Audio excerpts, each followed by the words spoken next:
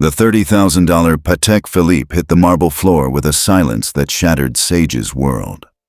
Reid Thornton, billionaire, predator in an Armani suit, pointed his manicured finger across the dining room of Manhattan's most exclusive restaurant. "That waitress stole my watch." The words sliced through champagne-soaked conversations, turning every head toward Sage Rivera. Security guards materialized. Cameras flashed.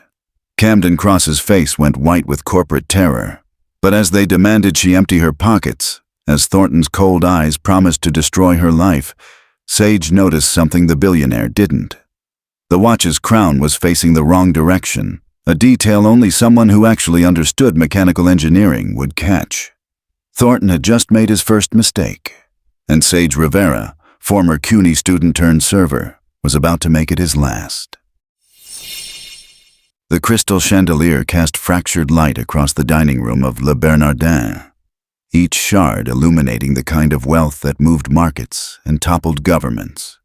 Sage Rivera balanced 3 plates of $28 appetizers on her left arm, navigating between tables where conversations worth millions unfolded over $100 wine.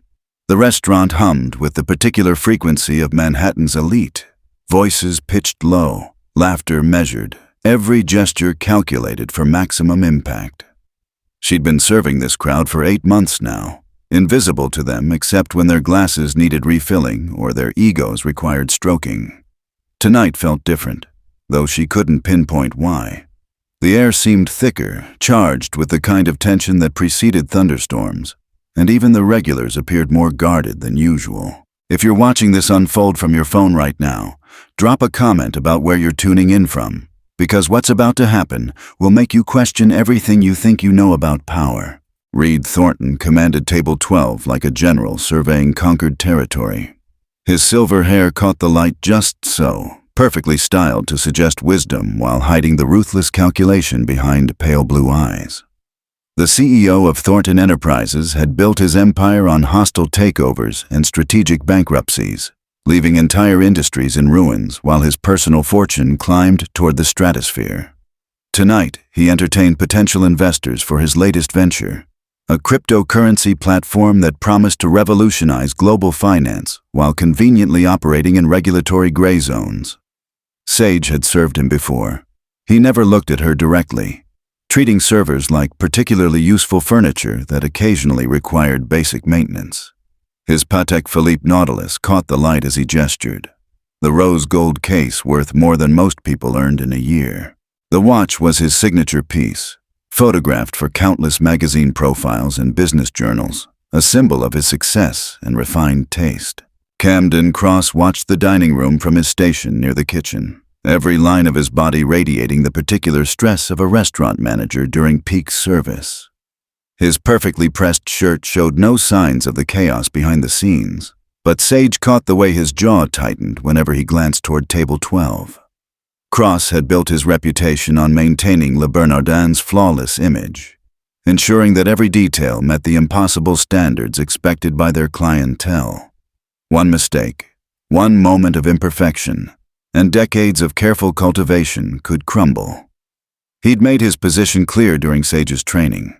The restaurant's reputation mattered more than any individual employee, and anyone who threatened that reputation wouldn't last long enough to clean out their locker. The dining room was his kingdom, and he ruled it with the iron fist of someone who understood that in Manhattan's restaurant scene, perception was everything, and second chances were a luxury reserved for trust fund babies and hedge fund princes. Sage moved through her section with practiced efficiency, refilling water glasses and removing finished plates while mentally calculating the evening's potential tips.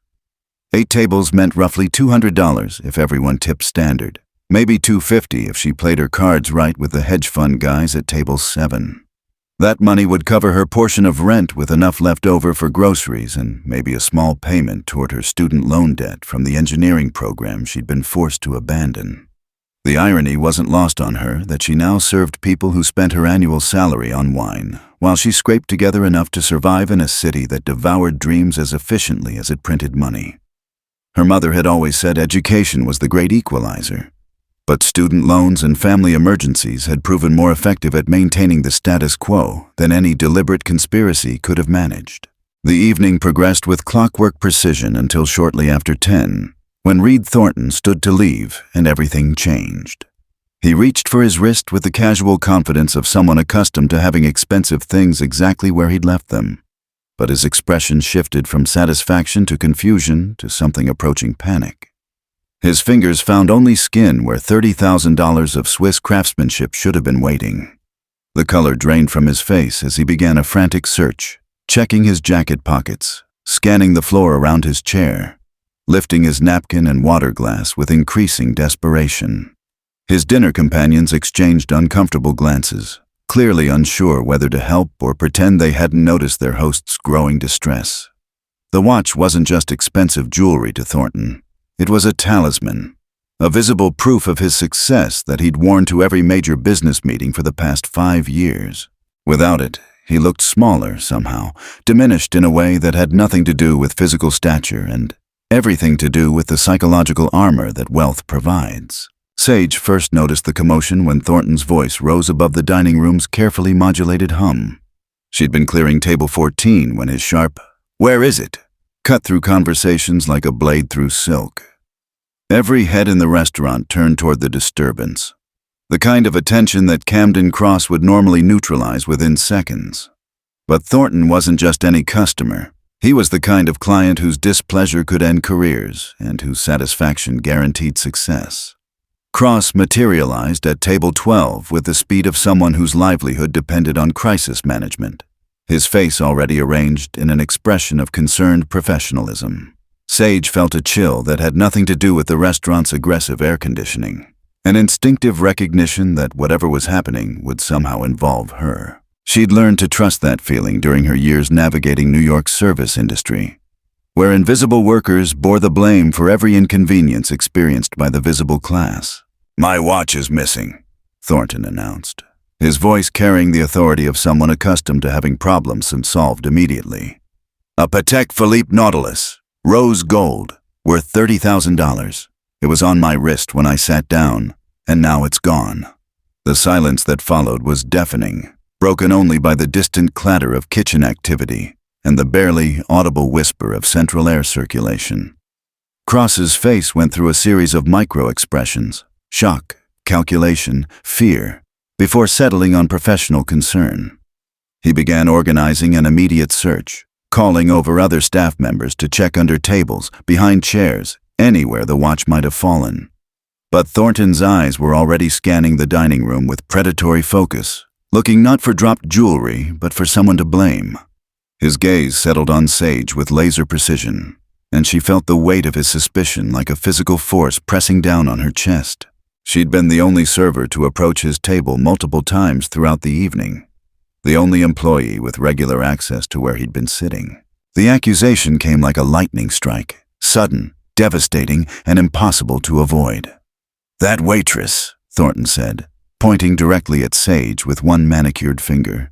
"She's been hovering around my table all night, refilling glasses, clearing plates. She had opportunity and access." The words hung in the air like smoke from a house fire, poisonous and spreading rapidly through the dining room's rarefied atmosphere. Every pair of eyes turned toward Sage, who felt her face flush with a mixture of shock and humiliation that made her stomach clench. She'd faced discrimination before, subtle and not so subtle reminders of her place in the social hierarchy, but never anything this public, or potentially devastating.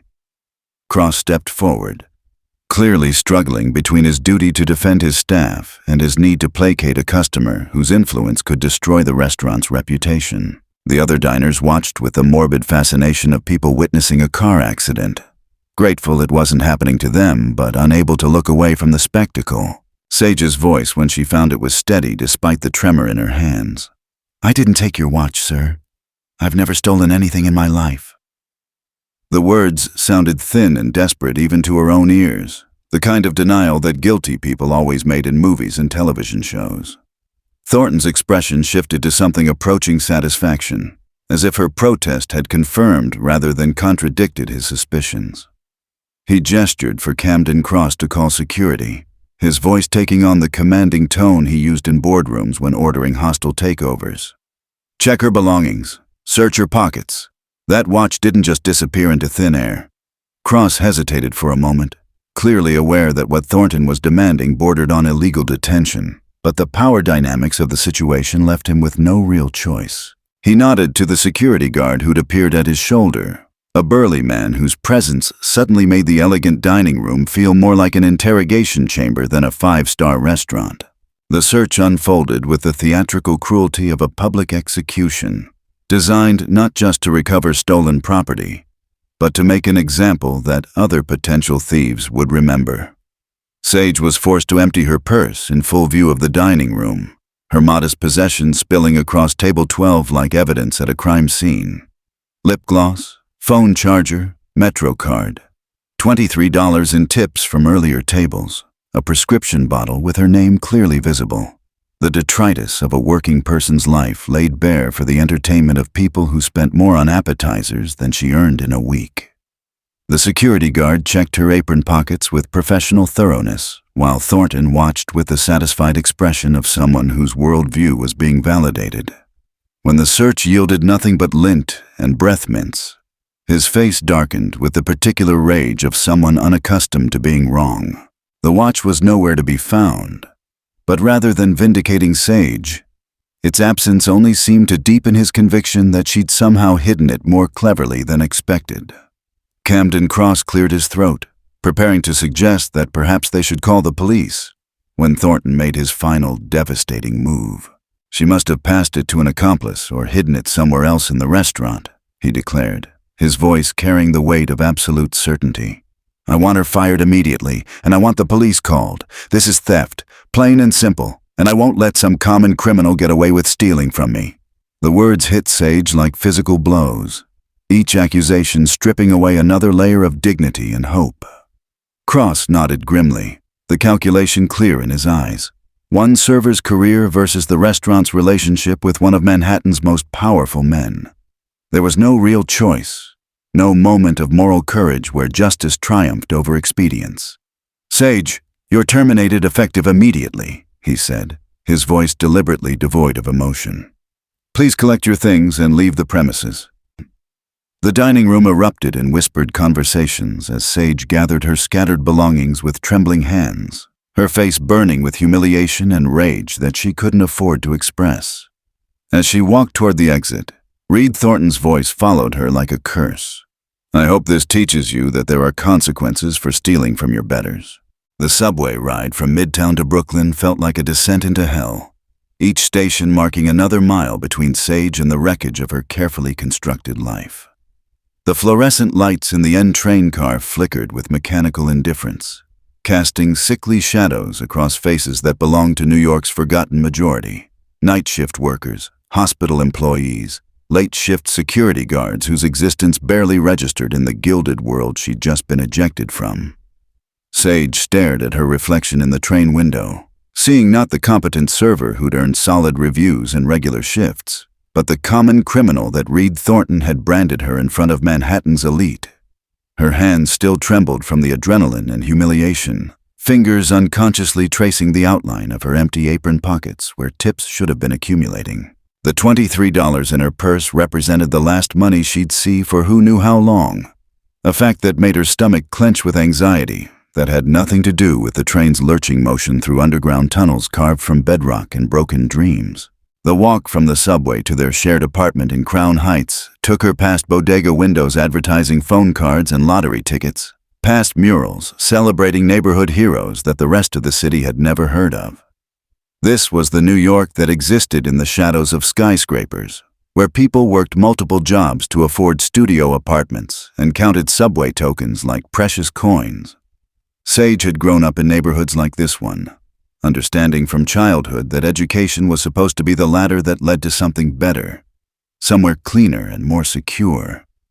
Her mother had worked double shifts at the hospital laundry to pay for Sage's engineering courses at CUNY, sacrificing sleep and health for the promise that her daughter would never have to choose between rent and groceries. The irony burned like acid in Sage's throat. She'd been forced to abandon her mechanical engineering degree, not because she couldn't handle the coursework, but because textbooks and lab fees consumed money faster than she could earn it waiting tables and working retail.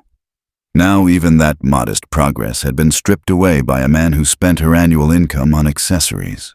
Quinn Rivera looked up from her laptop when Sage stumbled through the apartment door, her sister's dark eyes immediately reading the disaster written across her face.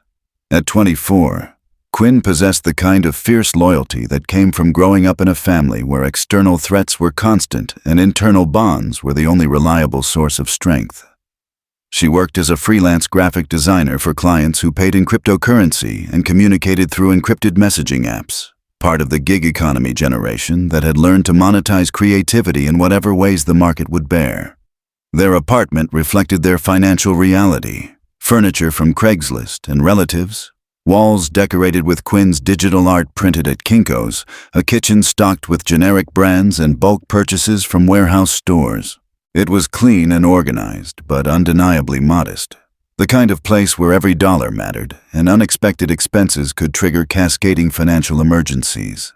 The story poured out of Sage in fragments, her voice breaking as she described Thornton's pointing finger and the security guard's methodical search of her belongings. Quinn's expression shifted from concern to rage as the details accumulated, her fingers unconsciously clenching into fists that spoke to a lifetime of watching her family get knocked down by forces beyond their control. She'd seen her mother work herself into exhaustion for wages that barely covered basic expenses, watched her sister sacrifice educational dreams for immediate survival, witnessed dozens of friends and neighbors get chewed up by systems designed to benefit people like Reid Thornton. The injustice of it made her chest tight with fury, but experience had taught her that rage without strategy was just another form of powerlessness. She closed her laptop and gave Sage her complete attention, recognizing that this moment required the kind of careful thinking that could mean the difference between recovery and complete catastrophe. "We should call a lawyer," Quinn said, already reaching for her phone to Google employment attorneys who worked on contingency. What he did was illegal detention, public humiliation, wrongful termination. There are laws against this kind of thing.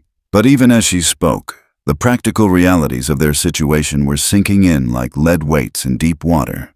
Lawyers cost money they didn't have, and going up against someone with Thornton's resources meant facing legal teams that could drag out proceedings until she ran out of savings and hope. Sage shook her head, already understanding what Quinn was only beginning to grasp. The system wasn't designed to protect people like them from people like Thornton. Justice was a luxury item priced beyond their reach, available only to those who could afford to purchase it through the proper channels. The beautiful promise of equality under law dissolved when one party could hire 10 attorneys while the other struggled to pay rent, creating a playing field so tilted that the outcome was predetermined before the first motion was filed. As they talked through options that all seemed to lead nowhere, Quinn's phone started buzzing with notifications from social media apps she used to promote her design business. Someone had uploaded cell phone video of the incident at Le Bernardin, shaky footage that captured Reid Thornton's accusation and Sage's humiliated exit from the restaurant. The hashtag #BillionaireVE's Waitress was already trending on Twitter, with thousands of comments that ranged from supportive to savage. Most viewers seemed to assume Sage's guilt based on nothing more than Thornton's accusation, their comments reflecting deep-seated beliefs about class and criminality that cut through her like serrated knives. "She probably did steal it," one user wrote. "Why else would he accuse her?" Another added, "These service workers think they deserve what other people worked for." The mob mentality was forming in real time, turning her personal disaster into public entertainment for people who would never face similar accusations because their social position protected them from such scrutiny. The video had already been viewed over 50,000 times, the comment count climbing steadily as more people discovered the story and felt compelled to share their opinions about crime, punishment, and social justice. Sage watched her face freeze-framed in the thumbnail image, captured at the moment of maximum humiliation when Camden Cross announced her termination. She looked guilty in the still photo, her expression conveying shock and fear that viewers interpreted as the panic of someone caught in wrongdoing. The internet had tried and convicted her based on 30 seconds of out-of-context footage. The same crowdsourced justice system that had destroyed careers and lives with similar efficiency in thousands of other cases. Comments were already calling for her to be blacklisted from the service industry, some users posting photos of her face with warnings for restaurant managers to watch out for the thief from Le Bernardin. The digital scarlet letter was being sewn onto her virtual clothing in real time, ensuring that this moment would follow her for years, regardless of what actually happened to Thornton's watch. By midnight, the story had migrated from social media to traditional news outlets looking for content that would drive engagement and advertising revenue. A local news station led their late broadcast with Billionaire CEO accuses Waitress of theft at exclusive Manhattan restaurant, complete with file footage of Reid Thornton from business conferences and a headshot of Sage pulled from her LinkedIn profile. The reporter described her as a former engineering student who left school to work in the service industry, a framing that made her education sound like a moral failing rather than an economic necessity. They interviewed Thornton by phone, allowing him to repeat his accusations without challenge or fact-checking, his voice carrying the authority of someone whose word had never been seriously questioned. "This is exactly the kind of problem that's plaguing our city," he told the reporter. "When people think they can just take what doesn't belong to them, it undermines the very foundation of our economic system." The news segment ended with contact information for viewers who might have additional information about the case, turning her personal nightmare into a participatory investigation where strangers could contribute to her destruction. Sage lay awake until dawn, staring at the ceiling while her sister slept fitfully in the bed across the room. Their shared bedroom felt smaller than usual, walls pressing in with the weight of limited options and dwindling possibilities. She thought about her mother working double shifts to pay for engineering textbooks, about the projects she'd been forced to abandon when financial reality made continuing education impossible. The watch incident wasn't just about $30,000 in missing jewelry. It was about which version of reality people would believe, whose word carried weight in a society that had always valued some voices more than others. Reid Thornton could destroy her life with a casual accusation because the system was designed to protect people like him from people like her, ensuring that wealth and power remained concentrated in the hands of those who'd inherited or accumulated enough leverage to shape truth itself. As sunlight began filtering through their cheap curtains, Sage made a decision that would change everything.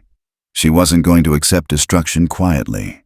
Sage sat at the kitchen table with Quinn's laptop open before her, the screen illuminating determination that had hardened overnight into something resembling steel. She'd spent the morning applying for jobs at restaurants across Brooklyn and Queens, only to discover that word of her alleged theft had already spread through the industry's informal networks like digital wildfire. Managers who'd been eager to schedule interviews yesterday now wouldn't return her calls, their silence speaking louder than any direct rejection could have managed. The service industry operated on reputation and trust, and Reid Thornton had effectively poisoned both with his public accusation.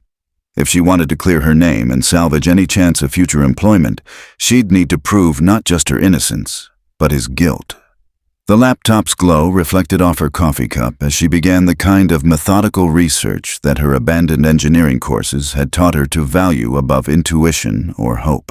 Her first search led to Thornton Enterprises' corporate website, a monument to digital marketing that presented Reid as a visionary leader transforming global finance through innovative technology.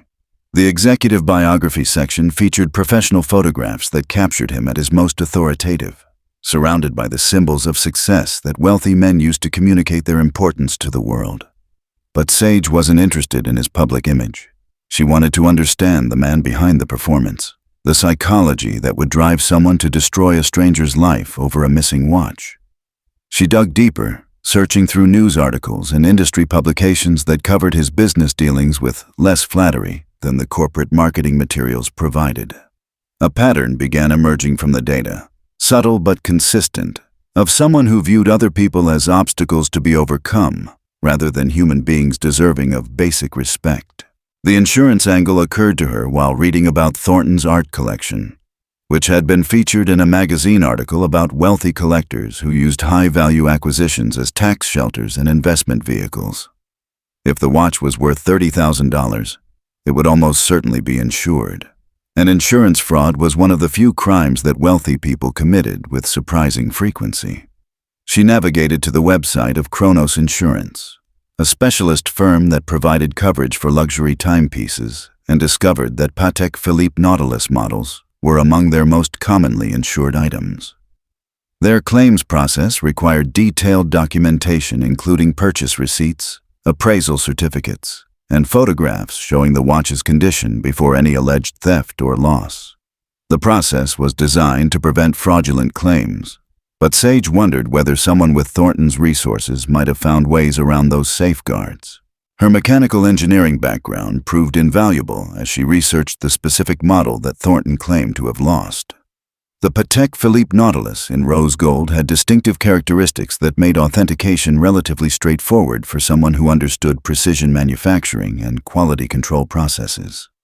She found technical specifications that detailed everything from case dimensions to crown positioning, information that most people wouldn't notice, but that someone with engineering training could use to identify genuine pieces versus sophisticated replicas. The luxury watch market was notorious for high-quality counterfeits that could fool casual observers, and she began to wonder whether Thornton's missing timepiece had ever been authentic in the first place. The thought sent a chill through her as she realized the implications. If he was running insurance fraud using fake watches, her accusation wasn't just convenient scapegoating but necessary misdirection to avoid closer scrutiny of his claims. Quinn emerged from the shower to find her sister surrounded by printed articles and handwritten notes. The kitchen table transformed into a makeshift investigation headquarters. She set down her coffee and surveyed the organized chaos with the practiced eye of someone who understood the difference between productive research and obsessive spinning. "What did you find?" she asked, settling into the chair beside Sage and scanning the topmost article about luxury goods insurance fraud. The sisters had always worked well together, their different skill sets complementing each other in ways that made collaboration feel natural rather than forced. Quinn's digital fluency and social media expertise would prove essential if they were going to challenge Thornton's narrative. But first they needed evidence solid enough to withstand the kind of legal and public relations pressure that unlimited money could bring to bear against them. The breakthrough came when Sage discovered a New York Post article from 6 months earlier about a housekeeping supervisor at the Plaza Hotel who'd been fired after being accused of stealing a guest's expensive watch. The parallels to her own situation were striking enough to make her hands tremble as she read the details. But what made her stomach drop was the name of the accuser buried in the third paragraph. Reid Thornton, described as a prominent businessman who was staying in the hotel's presidential suite during a cryptocurrency conference.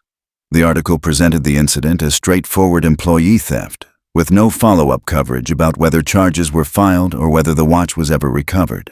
The housekeeping supervisor, a man named Blake Santos, had simply vanished from the story after being fired, his life presumably ruined by accusations that might have been as false as the ones currently destroying her own reputation. She found Blake's contact information through a combination of social media searches and public records, the digital detective work that Quinn had taught her during late-night conversations about online privacy and information security.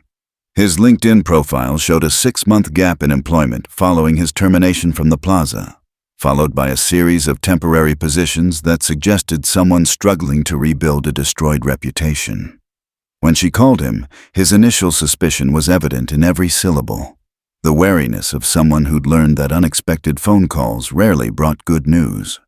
But when she explained what had happened at Le Bernardin and mentioned Reid Thornton's name, the quality of his silence changed from defensive to electric with recognition. "He accused you too," Blake said, his voice carrying a mixture of validation and sympathy that made her eyes well with tears she'd been holding back since yesterday. Their conversation lasted 2 hours, Blake's story providing a detailed preview of the destruction that Thornton specialized in inflicting on service workers who had the misfortune to cross his path. The pattern was always the same. Expensive jewelry would disappear during his stay. He'd identify a vulnerable employee as the thief, and management would fire the accused person immediately to avoid negative publicity. Blake had tried to fight back through official channels, filing complaints with his union and requesting security footage that might vindicate him. But the hotel's legal team had stonewalled his efforts, while Thornton's attorneys threatened him with defamation suits if he continued making false accusations against their client. The message was clear: accept destruction quietly or face even worse consequences for daring to fight back. Blake's career in hospitality had ended that day, his reputation so thoroughly poisoned that he'd been forced to find work in construction just to pay rent and keep food on his table. As evening approached, Sage felt pieces of a larger puzzle beginning to fit together in ways that both terrified and energized her. Thornton wasn't just a wealthy man with expensive taste who'd been victimized by employee theft. He was a predator who systematically targeted service workers for reasons she was only beginning to understand. The accusations weren't random bad luck or mistaken identity, but carefully orchestrated attacks designed to benefit him in ways that went beyond simple insurance fraud. She thought about the watch's crown positioning, the detail that had caught her attention during those horrible moments when her life was being dismantled in public. Engineers noticed things that other people missed, patterns and anomalies that revealed hidden truths about how systems actually functioned beneath their surface appearances. Thornton had made a mistake by targeting someone with technical training, and now she had to decide whether she possessed enough courage to use that knowledge against someone who could destroy her even more thoroughly than he already had. The security footage from Le Bernardin lived on a server that Camden Cross probably assumed was beyond the reach of a disgraced former employee. But Quinn's freelance design work had taught her things about digital access that went well beyond creating logos and websites. She'd spent years working with clients who operated in cryptocurrency and encrypted communications, picking up technical skills that weren't exactly legal but weren't exactly uncommon in their generation either. The restaurant's wireless network used default passwords that took her less than an hour to crack, and their security system ran on software that prioritized user convenience over robust protection. As Quinn's fingers flew across the keyboard in their darkened apartment, Sage felt a mixture of anxiety and anticipation that made it difficult to sit still. They were crossing lines that could lead to criminal charges if they were caught, but the alternative was accepting a lifetime of unemployment and financial ruin based on accusations they knew to be false. The video files were massive, high-definition recordings that captured every angle of the dining room from evening until closing time. Sage watched herself move through the footage like a ghost haunting someone else's life, serving wine and clearing plates with the professional efficiency that had made her a reliable employee right up until the moment she'd been branded a thief. But her attention focused on table 12, where Reid Thornton held court like a king dispensing favors to grateful subjects. The timestamp showed 8:47 p.m. when he made his first obvious gesture toward his watch, checking the time with theatrical precision that suggested someone aware of being observed. 30 minutes later, the same gesture, but this time his hand lingered near his wrist, as if confirming that his precious timepiece remained exactly where he'd left it. The pattern continued through the evening, each glance at his watch becoming more deliberate, more performative, as if he were establishing a baseline for what would come later. At 9:53 p.m., Reid Thornton did something that made Sage's breath catch in her throat.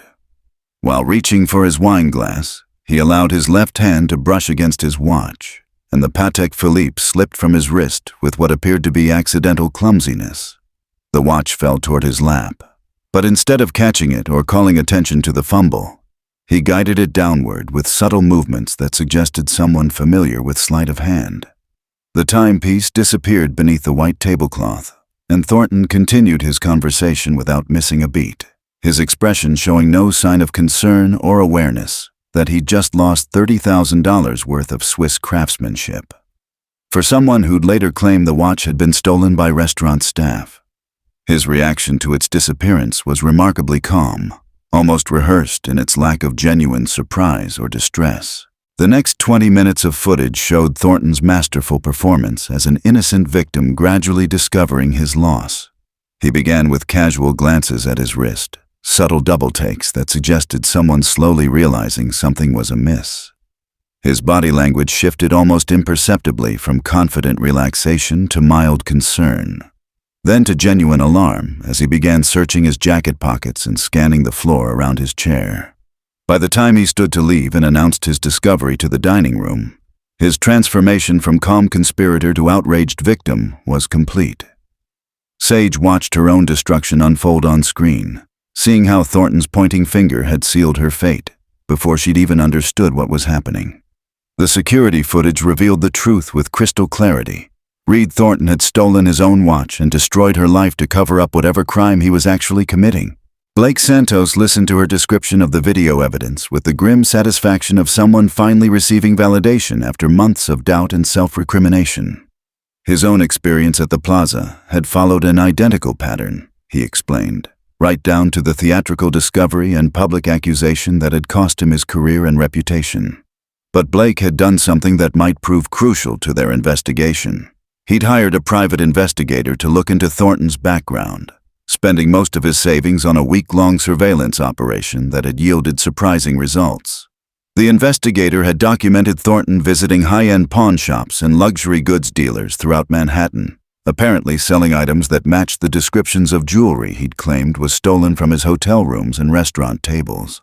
The pattern suggested systematic insurance fraud on a scale that went far beyond opportunistic theft, organized crime that used vulnerable service workers as scapegoats to deflect investigation from his actual activities. The insurance documentation that Blake's investigator had obtained painted a picture of someone who'd turned luxury goods fraud into a sophisticated business operation.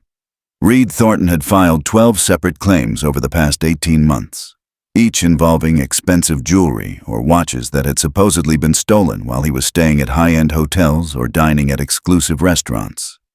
The total value of his claimed losses exceeded $400,000, amounts that individual insurance companies had paid without questioning his status as a repeat victim of employee theft. But the investigator had discovered something that insurance adjusters had missed. Several of the stolen items had appeared for sale at auction houses and private dealers within weeks of Thornton filing his claims.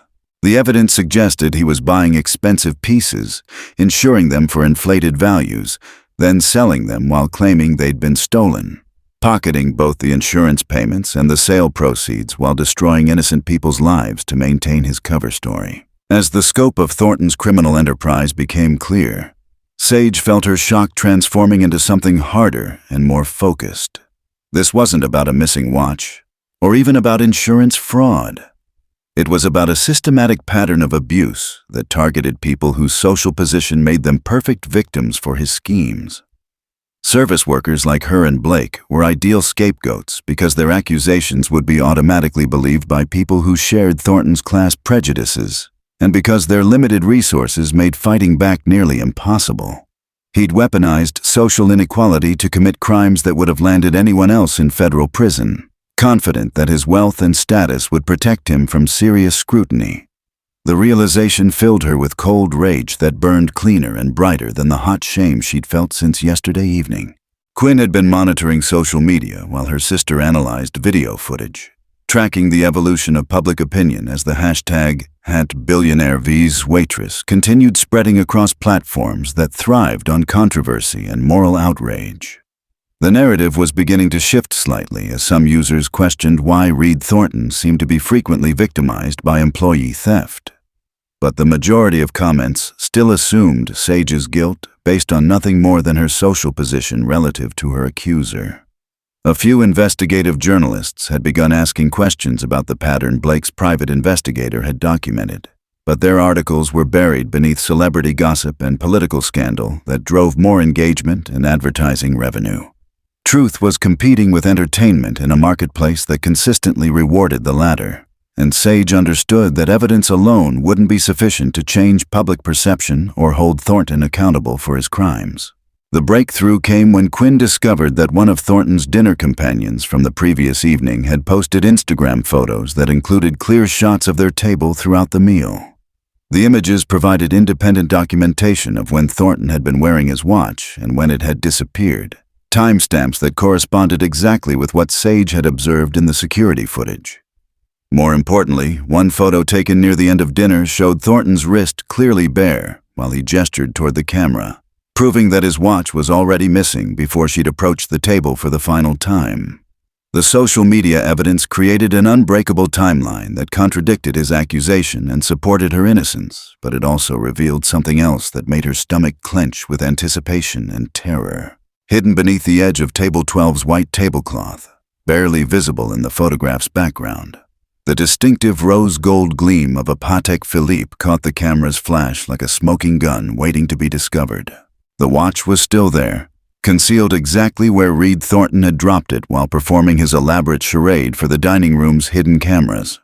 All they needed to do was retrieve it, and his entire criminal enterprise would collapse under the weight of its own contradictions.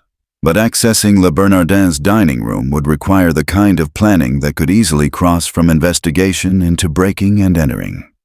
Sage stared at the Instagram photo until her eyes burned, understanding that she'd found the evidence that could clear her name and expose Thornton's crimes, but also recognizing that obtaining that evidence might destroy her more thoroughly than his false accusation ever could. The truth was literally within reach, hidden beneath expensive fabric in a restaurant where she was no longer welcome, waiting for someone brave enough or desperate enough to claim it. The plan that emerged from 3 days of careful discussion would have seemed impossible to Sage a week earlier, before her comfortable assumptions about justice and fairness had been shattered by Reid Thornton's accusations. She'd spent her life believing that truth would eventually prevail, that systems existed to protect innocent people from false charges, that hard work and good character would be recognized and rewarded by a society that valued merit over privilege. Those beliefs had been stripped away like old paint under a heat gun, revealing the underlying structure of power that actually governed how justice was distributed in America. If she wanted vindication, she'd have to take it herself, using skills and resources that existed outside the legal frameworks designed to maintain the status quo that benefited people like Thornton, while grinding people like her into statistical irrelevance. Quinn had spent 2 sleepless nights researching Le Bernardin's security protocols, using social media connections and industry contacts to map out the restaurant's vulnerabilities with the thoroughness of someone planning a military operation. The dining room security cameras operated on a system that backed up footage to cloud servers every 4 hours, meaning that evidence of Sage's innocence would disappear permanently unless they acted within a narrow window of opportunity. The restaurant's cleaning crew arrived at 5 a.m. each morning, working systematically through the dining room before management arrived at 8 to begin preparation for lunch service. During that 3-hour window, the building was staffed by people whose primary focus was sanitation rather than security, workers who might not immediately question someone with legitimate-seeming business in the restaurant. The plan was audacious in its simplicity. Arrive during the cleaning shift, retrieve the watch from beneath Table 12, and document its location with photographic evidence that would prove Thornton's deception. Blake Santos brought resources that complemented their technical skills. Contacts from his years in hospitality who understood how service industry operations functioned beneath their polished surfaces. His friend Maria worked as a supervisor for the cleaning company that serviced several high-end restaurants in Midtown, including Le Bernardin, and she'd agreed to help them for reasons that had everything to do with class solidarity and nothing to do with legal considerations. Maria had seen too many service workers destroyed by wealthy customers who treated them as disposable convenience items, and she understood that institutional justice was a luxury that people like them couldn't afford to wait for. Her assistance would be crucial. Without someone who belonged in the restaurant during cleaning hours, their plan would collapse before they ever reached Table 12. The legal implications of what they were planning made Sage's hands shake whenever she allowed herself to think about them too carefully. Breaking and entering, theft, evidence tampering. The charges that could result from their investigation would destroy her more thoroughly than Thornton's accusations ever could, turning her from a wrongfully accused server into an actual criminal with a record that would follow her for the rest of her life. But the alternative was accepting permanent destruction based on lies, spending decades in minimum-wage jobs while Thornton continued destroying other innocent people to cover his crimes. The choice between certain ruin and possible salvation wasn't really a choice at all, just an acknowledgement that she'd already lost everything and had nothing left to lose by fighting back against the system that had failed her. Reid Thornton's legal team had begun escalating their intimidation campaign, sending cease and desist letters that threatened massive financial penalties if she continued spreading false accusations about their client on social media or to news outlets. The letters arrived at their apartment like paper bombs designed to explode whatever remained of her hope for vindication through official channels. Quinn had photographed each threat and posted them anonymously to forums where people discussed corporate intimidation tactics. But the legal language was clear enough that even non-lawyers could understand its implications. Thornton's attorneys were preparing to file defamation suits that would bankrupt her family while simultaneously painting her as someone whose desperate lies about his innocence proved her own guilt. The message was unmistakable. Submit to destruction quietly or face even worse consequences for daring to fight back. As Saturday approached, Sage felt the particular clarity that came from understanding that her life had reached a point where dramatic action was the only rational choice available to her. She'd spent years playing by rules that were designed to ensure she never won anything meaningful, accepting gradual advancement through systems that promised eventual reward, while delivering only enough hope to prevent revolution. Thornton's accusation had torn away the comfortable illusions that made exploitation bearable, revealing the brutal reality that wealth and power would always triumph over truth and justice unless people like her were willing to risk everything to change the equation. The plan they'd developed was dangerous and potentially illegal, but it was also the first time since leaving Le Bernardin that she'd felt like someone with agency rather than someone to whom things happened. The final preparation involved creating digital documentation that would survive even if their physical evidence was destroyed or suppressed by Thornton's resources. Quinn had established encrypted backups of all their research, multiple copies stored on servers in different countries where American legal pressure would be less effective at suppressing information that powerful people wanted to remain hidden. Social media accounts were prepared with preset posts that would automatically publish their findings if they failed to check in at specified intervals, ensuring that their investigation would become public knowledge, even if they were arrested or otherwise prevented from revealing what they'd discovered. The dead man's switch mentality felt melodramatic until she remembered that Blake's private investigator had stopped responding to emails after beginning his research into Thornton's insurance fraud. A silence that might have been coincidence, but felt more like the kind of pressure that unlimited money could bring to bear against inconvenient witnesses. Maria met them outside Le Bernardin at 4:45 a.m. on Sunday morning, her uniform and cleaning supplies providing the perfect cover for their operation. The restaurant district was nearly deserted at that hour, occupied only by delivery trucks and early morning joggers who barely glanced at service workers beginning their invisible labor. Sage felt her heartbeat accelerating as they approached the entrance, understanding that she was about to cross a line that would change her from victim to participant in whatever came next. The glass doors that had seemed so elegant 3 days earlier now looked like barriers between her and the evidence that could restore her life, obstacles that would yield only to direct action taken by someone brave enough to claim what belonged to her. Maria's keycard opened the door with a soft electronic beep that sounded like the starting signal for a race she couldn't afford to lose. The dining room looked different in the pre-dawn darkness, illuminated by emergency lighting that cast strange shadows across familiar surfaces. Table 12 sat exactly where she remembered it. White tablecloth draped like a burial shroud over whatever secrets lay beneath its pristine surface. Sage approached it with the reverence of someone entering a sacred space, understanding that the next few minutes would determine whether she spent the rest of her life as a vindicated whistleblower or a convicted criminal. Quinn positioned herself near the entrance to watch for any unexpected arrivals while Maria began her actual cleaning duties, providing legitimate cover for their presence in case anyone questioned why they were there. The watch would either be exactly where the Instagram photo suggested, or their entire investigation would collapse into the kind of desperate fantasy that desperate people constructed to avoid accepting unbearable realities. The Patek Philippe Nautilus lay beneath table 12 like a $30,000 smoking gun, its rose gold case catching the emergency lighting with malevolent beauty that made Sage's hands tremble as she photographed it from every conceivable angle.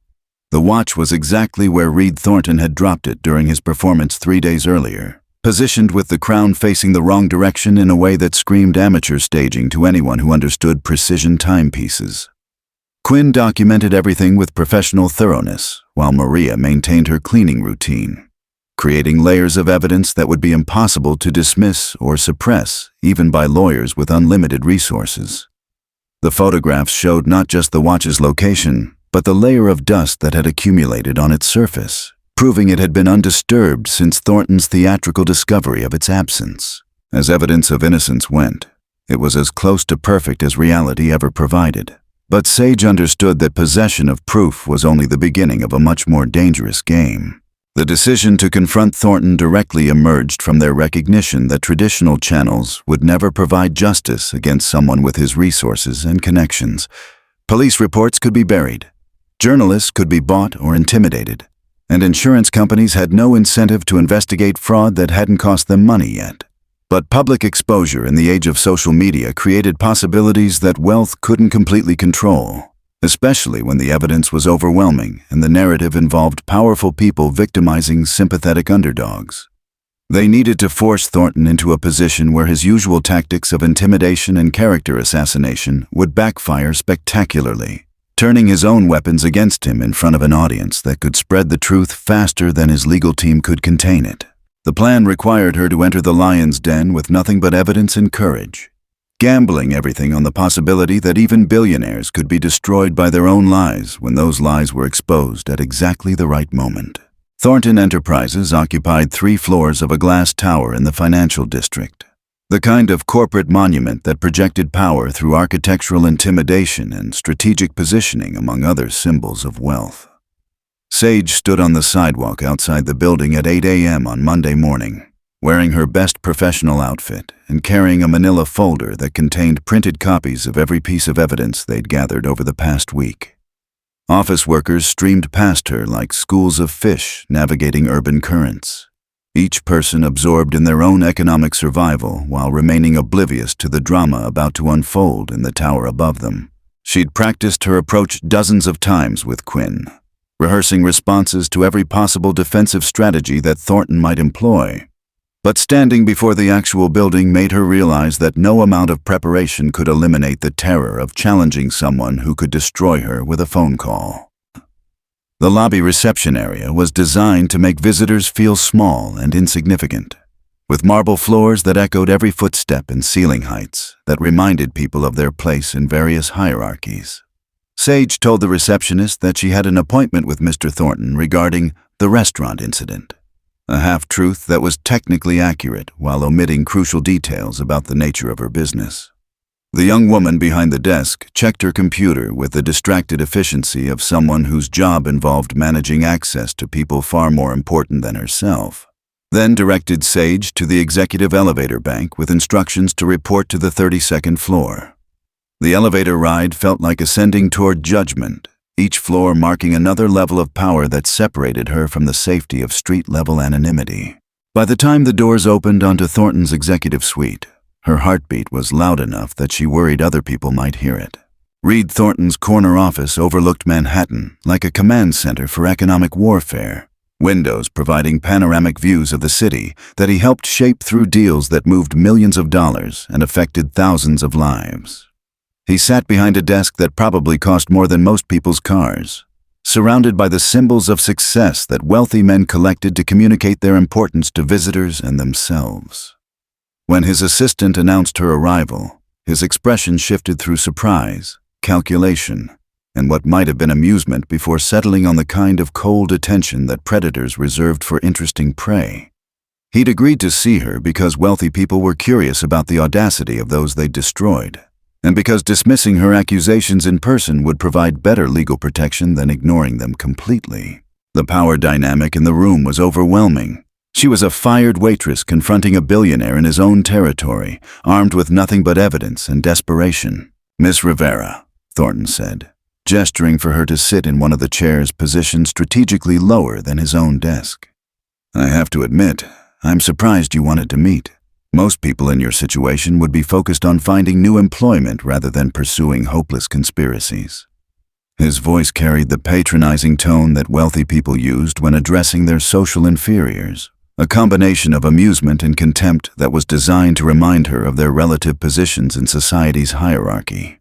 She sat down carefully, placing her folder on her lap while activating the recording app on her phone with movements she hoped appeared casual rather than deliberately strategic. The office felt like a trap designed to overwhelm her with its displays of power and wealth. But she forced herself to focus on the evidence that had brought her here, rather than the fear that threatened to silence her voice before she could speak. The photographs she spread across his desk had immediate impact. Thornton's face going through micro-expressions that revealed genuine shock beneath his practiced composure. The image of his watch beneath table 12 was particularly devastating, showing both its exact location and the dust pattern that proved it had been undisturbed since he'd placed it there. His eyes flicked from the photos to her face and back again, clearly calculating how much she knew and how much damage that knowledge could cause to his carefully constructed public image. For the first time since their encounter at Le Bernardin, she saw uncertainty in his expression, the recognition that someone he'd dismissed as powerless had somehow acquired leverage that threatened his position. The silence stretched between them like a charged wire, crackling with implications that neither of them was ready to acknowledge directly. "Interesting photographs," he said finally, his voice carefully controlled but lacking the casual confidence he'd displayed moments earlier. "I'm not sure what you think they prove, but I'd be careful about making accusations you can't support in court." The threat was subtle, but unmistakable, a reminder of his legal resources and her own vulnerability to charges of harassment, defamation, or extortion. But something in his tone suggested that his usual intimidation tactics felt less effective when deployed against someone who possessed evidence of his actual crimes. She met his gaze steadily, drawing strength from the knowledge that for the first time in their interaction, she held cards that he didn't know she possessed. The power dynamic hadn't reversed completely, but it had shifted enough to make him uncertain about the outcome of their confrontation. "These photos show your watch exactly where you dropped it during dinner," she said, her voice steadier than she'd expected. "Along with evidence that you've been running insurance fraud using fake theft reports for over a year." She slid Blake Santos's investigative materials across the desk, watching Thornton's expression change as he recognized documentation of his systematic criminal enterprise. The private investigator had been thorough, connecting insurance claims to auction sales with timestamps and transaction records that created an unbreakable chain of evidence. Thornton's face went pale as he realized that his perfect crimes had been imperfect enough to leave digital footprints that a competent investigation could follow back to their source. The moment when Reid Thornton's mask slipped completely was almost anticlimactic, his corporate executive persona dissolving to reveal something uglier and more desperate underneath. "You have no idea what you're dealing with," he said, his voice dropping to the kind of whisper that suggested threats rather than conversation. "I can make your life disappear completely. Not just your job, your credit, your family's safety, everything you care about can be gone by tomorrow morning." The naked intimidation was somehow less frightening than his previous politeness, because it confirmed that her evidence had struck home hard enough to force him into showing his true nature. She kept her phone recording while he detailed the various ways he could destroy her, understanding that his threats were providing additional evidence of the mindset that drove his crimes. But Sage had prepared for this moment with more than just evidence and courage. As Thornton's threats escalated into explicit descriptions of violence, she activated the live stream function on her social media account, broadcasting their conversation to followers who began sharing the video across platforms faster than his legal team could possibly contain it. The notification sounds from her phone indicated that viewers were joining the stream in real time, watching a billionaire threaten a working-class woman while admitting to crimes that had destroyed multiple innocent lives. His face went from pale to ashen as he realized that his intimidation tactics were being documented and distributed to an audience that would remember his words long after his lawyers finished trying to explain them away. "You're streaming this?" he asked, his voice cracking with the kind of panic that comes from understanding that carefully maintained facades were crumbling in real time. The live viewer count on her phone was climbing steadily as people shared the link, turning her private confrontation into a public reckoning that no amount of money could suppress or control. Reid Thornton, master manipulator and destroyer of service workers, was being exposed in his own office by someone he dismissed as beneath his notice. The irony was perfect, and the justice was swift. And for the first time since walking out of Le Bernardin in shame, Sage Rivera smiled with genuine satisfaction. The live stream exploded across social media platforms with the velocity of a wildfire in drought season. Reid Thornton's threats and admissions spreading faster than his panicked legal team could draft takedown notices or injunctions.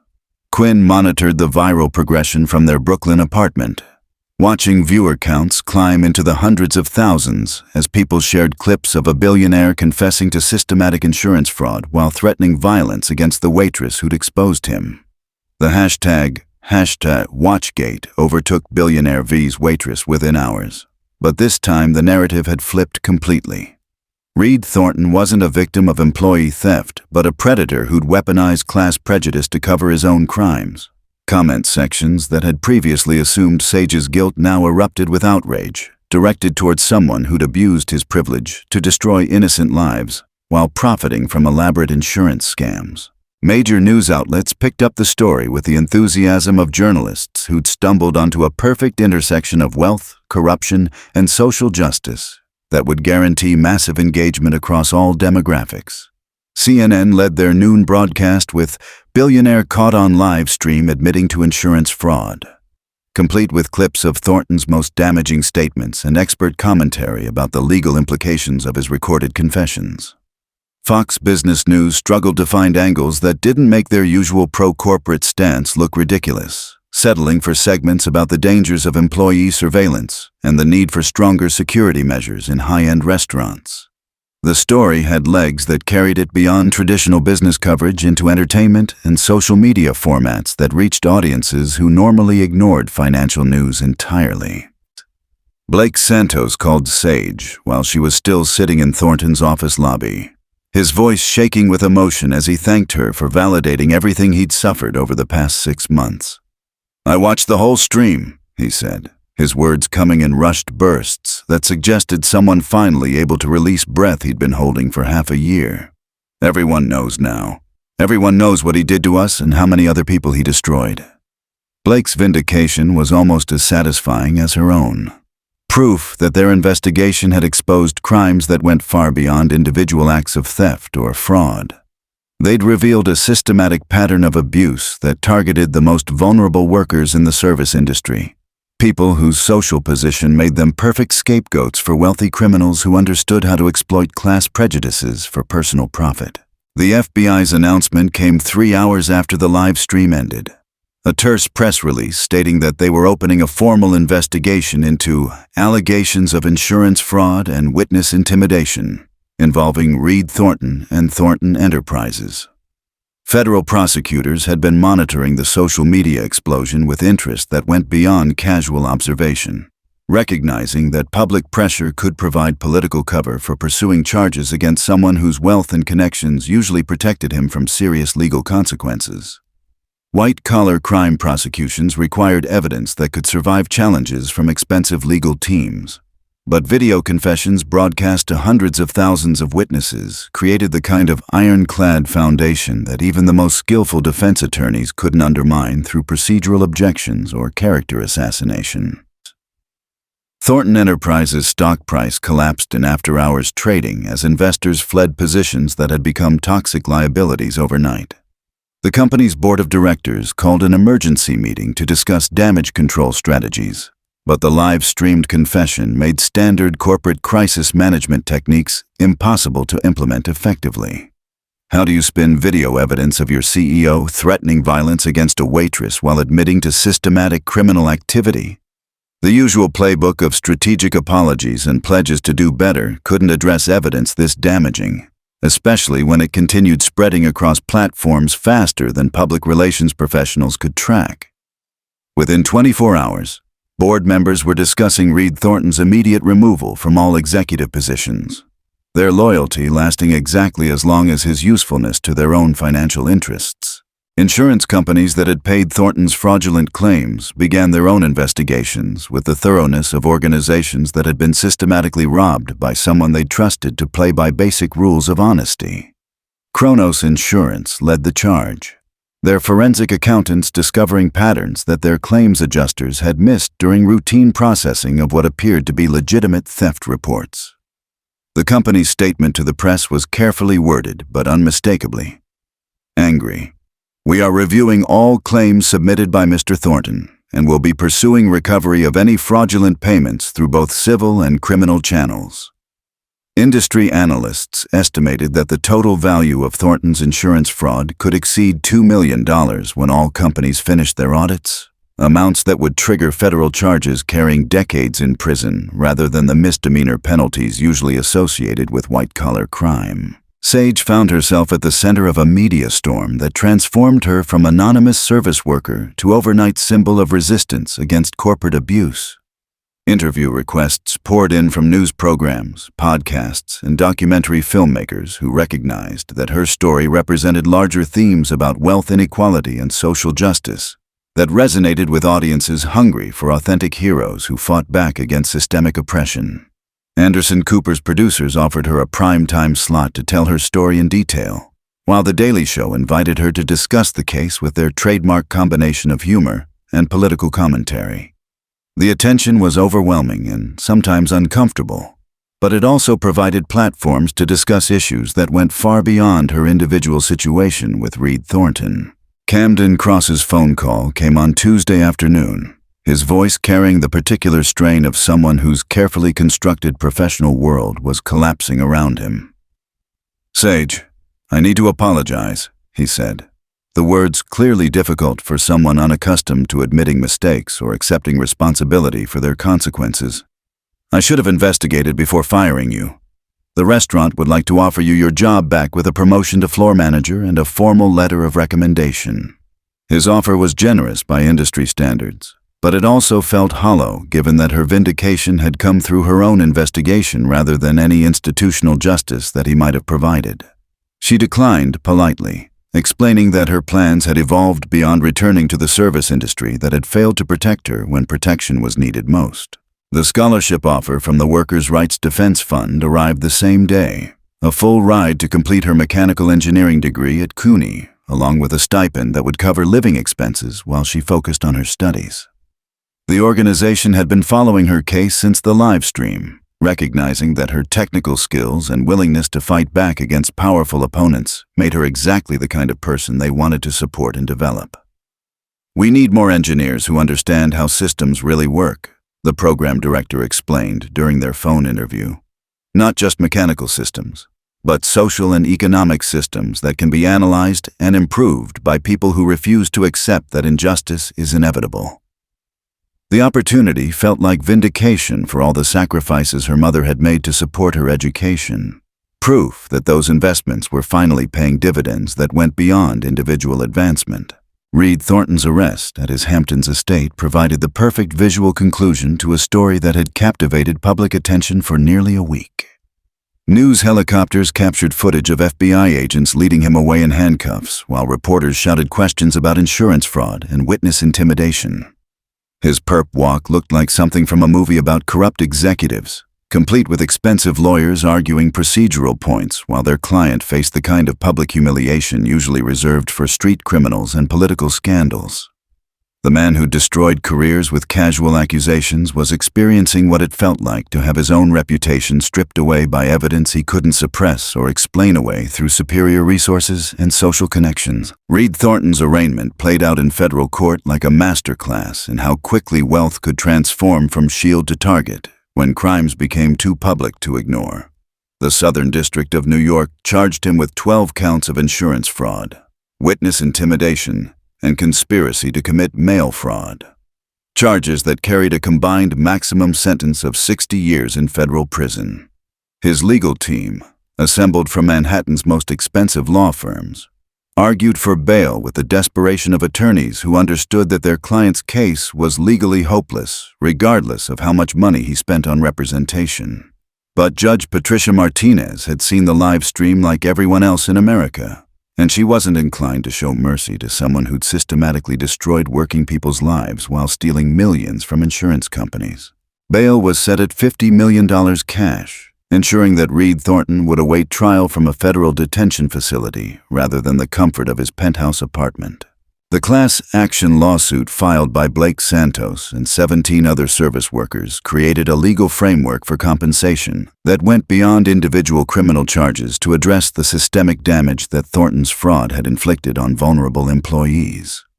Their attorney, Maria Rodriguez from the Legal Aid Society, had built her career defending working-class clients against corporate abuse, and she approached Thornton's case with the methodical precision of someone who understood that civil litigation could deliver justice that criminal courts sometimes missed. The lawsuit sought not just financial compensation for lost wages and damaged reputations, but structural changes to how luxury hotels and restaurants handled theft accusations against employees. Mr. Thornton weaponized class prejudice to commit crimes, Rodriguez told reporters outside the courthouse. We intend to make sure that weapon can never be used against working people again.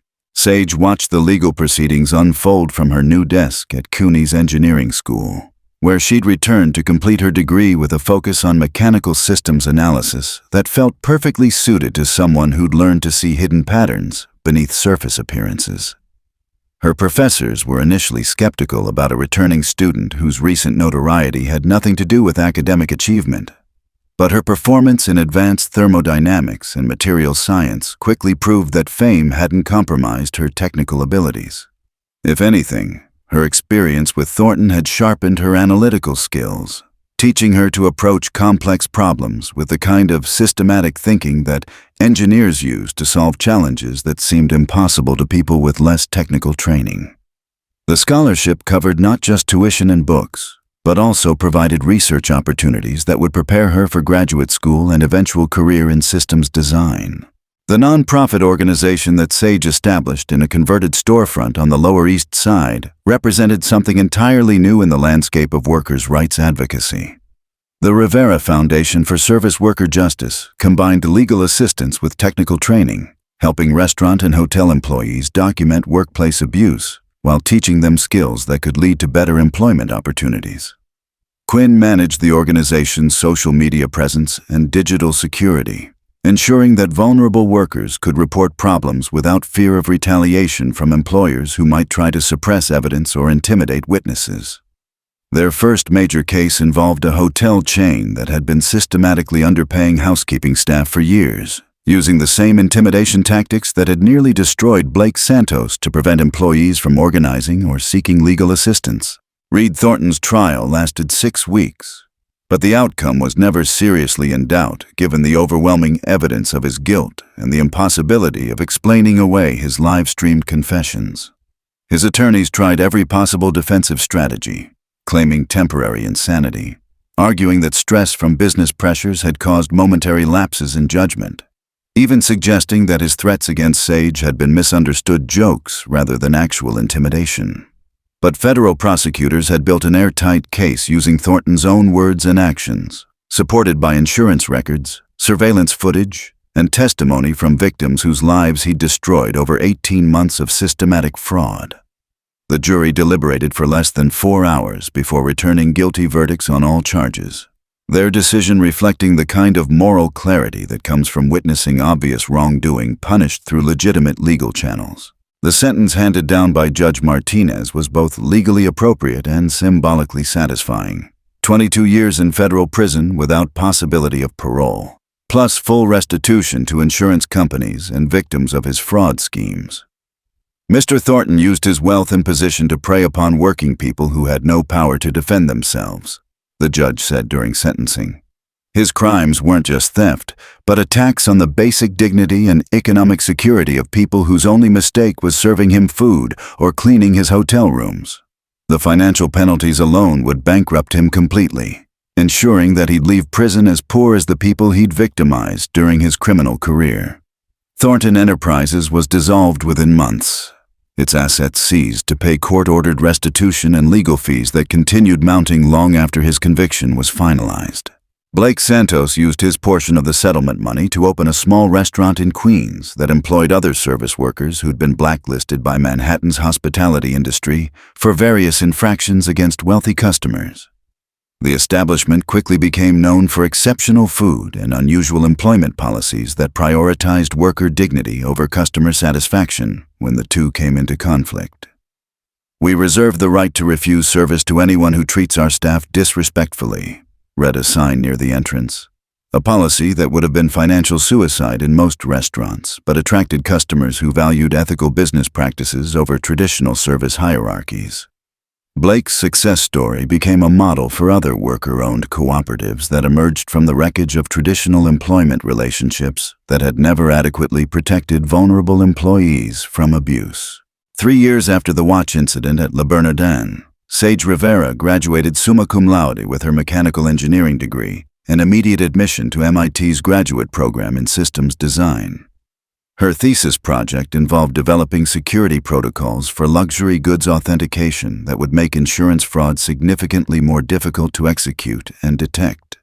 The irony wasn't lost on her that Reid Thornton's crimes had inspired research that would prevent future versions of his fraud schemes, turning his destructive behavior into knowledge that protected other potential victims. Her graduation ceremony was attended by Quinn, Blake, Maria Rodriguez, and dozens of service workers, whose cases the Rivera Foundation had helped resolve through combinations of legal action and technical documentation that made employer retaliation impossible to sustain. The vintage Timex watch that Sage wore to her graduation ceremony had belonged to her grandfather, a mechanic who'd spent 40 years repairing other people's machines while never earning enough money to afford luxury timepieces of his own. She'd restored the watch using skills learned in engineering school, replacing worn components with precision parts that would keep it running for decades. The contrast between her grandfather's honest timepiece and Reid Thornton's fraudulent Patek Philippe represented everything she'd learned about the difference between authentic value and performative wealth. True worth came from useful work and ethical behavior, not from symbols designed to impress people whose opinions weren't worth seeking. As she walked across the stage to receive her diploma, Sage felt her grandfather's presence in the steady tick of his watch against her wrist, marking time that belonged to people who earned their success through labor rather than theft. Reid Thornton spent his days in federal prison reading about his former victims' successes in newspapers that other inmates sometimes shared with him. Blake's restaurant had been featured in New York Magazine as one of the city's most innovative dining establishments, while Sage's engineering research was being discussed in academic journals and industry publications. The people he'd tried to destroy were rebuilding not just their own lives, but entire systems that had failed to protect working people from predators like himself. His cell had no window. But even if it had, he wouldn't have been able to see the city where his former victims were creating a more just world from the pieces of the one he'd tried to break. Time moved differently in prison than in the corporate boardrooms where he'd once commanded respect and fear, measured not in stock prices or quarterly profits, but in the slow accumulation of consequences that money couldn't purchase away. The truth always catches up eventually. It just sometimes needs people brave enough to chase it down. If you believe that working people deserve justice regardless of their social position, share this story and support organizations fighting for economic equality in your community.